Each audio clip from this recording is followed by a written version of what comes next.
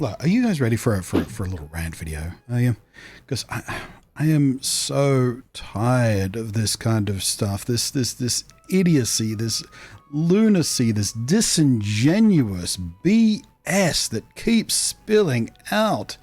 Just day after day, week after week, month after month, year after year, any time there's anything but something hetero on a screen anywhere. So, I was kind of brain off derp scrolling through a meme site this morning, and I spotted a post with this image which caught my eye because I had just seen this image in a game I was playing over the weekend.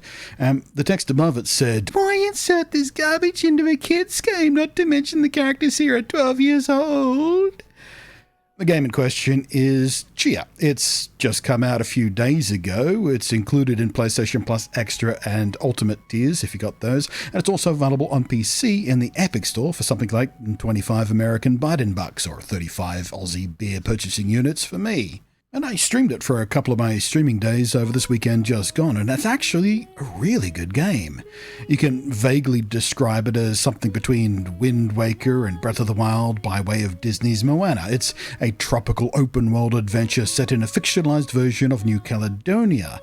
I'm not sure I love the character designs in particular. There's something about the noses that puts me off, but in general, the game is wonderfully presented, quite beautiful at times, in fact.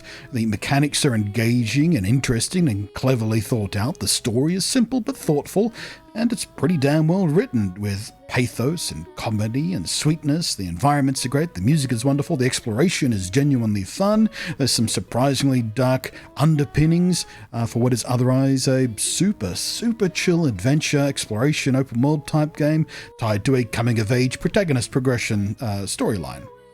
The moment that the meme site poster flipped out about happened at least for me, a little over 2 hours in. So I guess this counts as a very light spoiler warning. But after a certain event in the story, we're tasked with returning to a character we previously met and got to know and started developing a bond of friendship with. We're on our way back to them to make sure they're still okay, basically. And there's a scene where we play music together for the second time, in fact, in the game. You as the main character playing your ukulele, and Louise, the NPC, singing her own lyrics in accompaniment. It's a reprisal of the same song we shared near our first encounter with them earlier in the game. It's a new verse to the song, basically. And the song is about a lonely and shy parakeet discovering another parakeet, one just like them, and the joy that these two birds find in meeting and finding one another. It's a very pretty song too, and sung wonderfully. And at the conclusion of the song, Louise shows Tchia that she has started trying to learn Tchia's native language, as in New Caledonia, where the game is set. There are two main languages spoken. The other one is French, which is what Louise speaks. Anyway, Louise asks Tchia how to say, "I like you a lot," in her own first tongue, and when Tchia tells her, Louise responds with, "Yeah, me too," which is a really cute moment of very earnest humour and personal bonding, and Louise is, she's pretty smooth, actually. That is a smooth move, right? And then the player is presented with the action to trigger a kiss at a button press, and you can hold the kiss for as long as you hold the button down, which for obvious awkward comedy purposes on stream I extended for far too long. After the kiss is completed, Louise moves the flower Tchia wears over her right ear to her left ear, which in the opening act of the game we are taught is the local custom, a sign for indicating someone has found a romantic interest.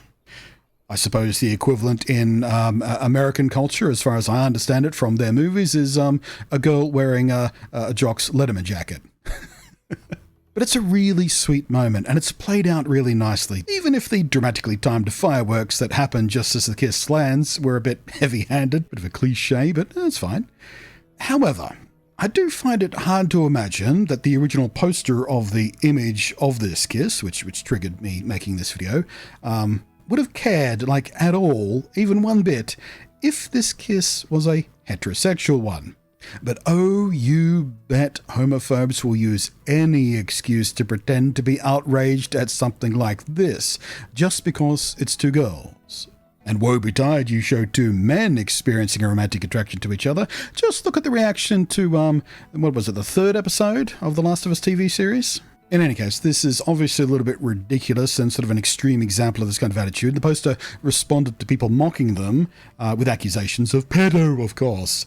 "So you're saying two 12-year-olds can kiss and have sex? Okay, pedo."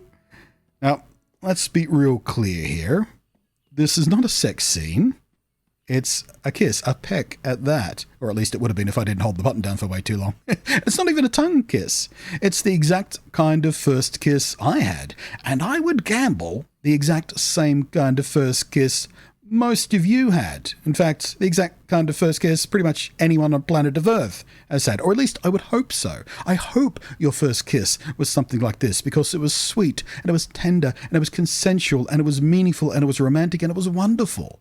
But what about their age? Because Chia is 12 years old. I don't know if we actually have an official age for Louise, but about the same age anyway. But you know what? I don't remember any outcry after the kisses we saw in coming-of-age movies like, say, My Girl, for example. In fact, that movie was nominated for and won many awards, and it is hailed as a classic of cinema to this day. And that scene in particular is one of the absolute key moments in the movie. And the one it was in trailers, it was on posters, it was everywhere. It was the moment of that movie. But you know what? My first kiss, speaking personally, my first kiss was at 12 as well. It was awkward. I was an undiagnosed autistic kid, among other things, and as was later explained to me, I had already been missing weeks of fairly heavy signaling and flirting from the girl I was hanging out with. And I hung out with her because I really enjoyed her company. She, we loved the same TV shows. We liked riding our bikes together. She had a Garfield comic collection that was almost as large as mine. We both loved Garlic, and she gave me one of her Garfield books as a birthday present one year. And I thought that was the most thoughtful and sweetest thing, because at that time, my world was all about these Garfield comics. I had shelves of the damn things. And for someone to acknowledge that about me and give one to me as a gift, it was a really meaningful thing. But, when she finally got sick of my derpy ass missing her subtle and not so subtle invitations and flat out asked if she could kiss me, it was, of course, a moment that stuck with me as important. Despite the awkwardness, it was really lovely, and I still think about it sometimes to this day when when I'm talking to people about first experiences like this and first blushes of romance and things like that, or just talking about what an idiot I was as an undiagnosed autistic kid, not being able to understand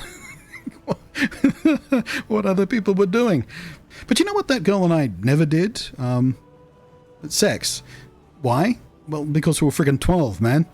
Well, she was actually 13, which she teased me about, being a teenager first, which was fun, I suppose. But you get the point, right? 12-year-olds experiencing their first kiss isn't an invitation for anything else. And frankly, it's almost sociopathic to suggest that you just simply not kiss someone throughout your formative years unless you expect to bed them immediately afterwards. At any age, much less at 12, really. I haven't done the math on how many people I've kissed versus how many people I've been to bed with, but it's not the same number, I promise you. But again, this kind of idiotic, fake outrage is so common these days. These people will latch onto anything, any example on any screen or in any book about anything that isn't heteronormative and just lash out at it. It doesn't matter what the context is. It doesn't matter whatever it is, who the characters are, what their situation is. As long as it's not hetero, they will flip out and post about it on Facebook and meme sites and whatever, and scream in their fake outrage about how this is indoctrination of the kids. And this example is only the most recent. It's certainly probably the longest reaching one I've seen in a while. But it's just so exhausting that any example of anything but exclusively heteronormative and gender conforming stuff on screen when it comes to romance or physical expressions of romance especially is almost guaranteed to just be attacked these days just because. And, I said the word just now. It's usually under the claims that it's an attempt to indoctrinate the kids in LGBTQ plus stuff, which I suppose in a way it is, sure. If by indoctrinate you mean it in its broadest, loosest, purest sense, which indoctrination means to teach, to expose someone to a set of beliefs. So by exposing someone to the fact that sapphic attraction exists and sometimes some women really like to kiss other women. I mean, strictly speaking, that's not a belief. That's a fact of human existence. Do you know what is a belief system that is indoctrinated into kids? Organized religion. I was indoctrinated when I was a kid. by Catholics. I was taught by my family and my priests and whatever, from a very young age, about their belief systems. I was taught these things and expected to take them on as my own beliefs. I was taught to recite them back. I was taught to learn them. And I was taken to church with my grandparents on Sundays to listen to the sermons, to sing the songs in unison with everybody else. That's indoctrination. That is by far a more appropriate use of the word indoctrination, because that is a belief system. You are teaching someone else and expecting them to believe, to take on board. That is by far a more earnest and true indoctrination than just letting kids know that some people are gay. I was 5 when I started pointing out the inconsistencies and hypocrisies I started to see in the Catholic belief systems. I was 7 by the time I told my family I just wouldn't go to church anymore. I'll stay home. Thanks very much. I'm old enough to look after myself. I'm 7. I can make my own sandwiches while you're away. It's fine. You go to church. I can't do it anymore. I don't want to be there. I just could not assimilate these conflicts that I saw and what they were talking about into what I saw of the world. It didn't make sense to me. But once I made my position clear and I got them to accept that I would not be coming with them to church anymore, I never brought it up again unless I was provoked into talking about it. I didn't give anyone else in my family shit about them still going to church. I didn't try to change their minds, and I didn't try whatever. I just stopped going for me. And that choice was the right one for how I felt about Catholicism. I felt kind of bad that it upset my nan a bit, but she was a pretty awesome person and she never hassled me about it. She just went, well, okay, that's fine. I think she hoped I would find my way back to faith later in life, but she did respect my choice, and I really appreciated that about her. And that's the way it should be. They exposed me to their belief system. I listened. I decided it wasn't for me, and when I made that decision, it was broadly respected within the family, or at least tolerated. And the same is simply true of letting kids know there's other types of people out there and different kinds of romantic relationships that people have, other than basic ass heterosexual stuff that's basically in every TV show, movie, comic book, novel, stage play, cartoon, whatever. You see it out there all the time. Nobody notices how much of it there is because everyone thinks it's normal. Unless you're asexual, and then you start really, really noticing how much of it is out there and how deeply it permeates everything. But nobody sees that as a perversion. And it's not any more of a perversion to show this kiss in this video game than it is this one from this multi-award winning Hollywood movie that was a tremendous success and critically praised. And calling just simple exposure to non-hetero romantic stories is not indoctrination. It just isn't. That's not what the word really means. And it's certainly not indoctrination in the way these people are using the word when it's tied to this kind of stuff. They're fake outrage about this. And even if you are dumb enough to actually believe that a kid seeing two people of the same gender kissing will somehow brainwash them into becoming that thing, into becoming gay, or just knowing about trans people existing will somehow magically make them trans, well, surely, if that's your logic, all you have to do to turn that kid back into being a regular hetero gender conforming kid is show them Frozen, where a cis dude and a cis chick, Kristoff and Anna, share a kiss. It's totally hetero thing. Because that's how it works, right? Kids magically become the sexuality and gender identity they see in a movie or video game. So surely to reverse any unwanted conversion of these kids from queer stuff back to hetero stuff, all you have to do is show them a hetero movie, right? Yeah. Sounds pretty foolish when you explain it like that, doesn't it? But I'm honestly, I think I've said it 3 or 4 times, I'm just exhausted by all this absolute foolishness, all the fake outrage at moments like this. It's so tiresome.